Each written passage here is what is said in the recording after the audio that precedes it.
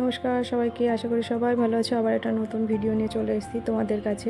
তো তোমরা আগেই দেখেছো আমরা যে ডেলো বাংলোতে ছিলাম, ওখান থেকে চেক আউট করে গেছি। তো ভিডিওটা এই যে আমরা চেক আউট করছিলাম।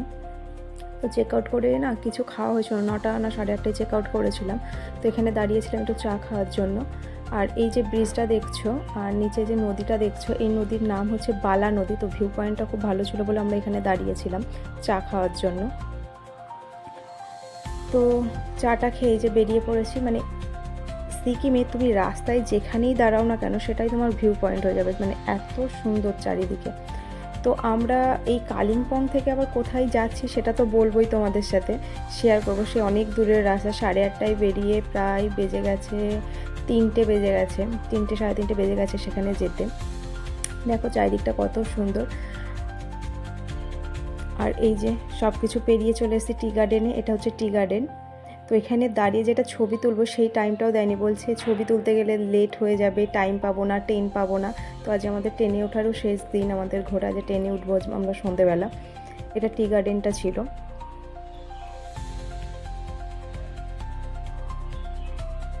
তো একটা আর এই যে জঙ্গলটা দেখছে এটা ডুয়ার্সের যে অভয়ারণ্য বলা হয় সেটাই।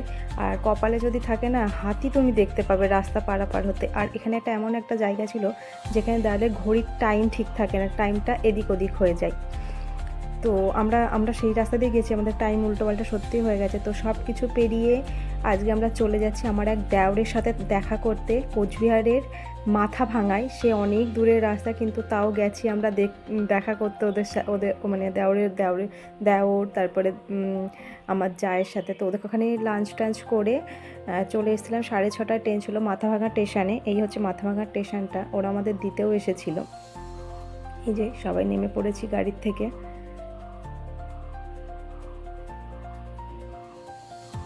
ওই যে দেওর আর যা কথা বলছে, এই যে স্টেশনে ঢুকছি আমরা।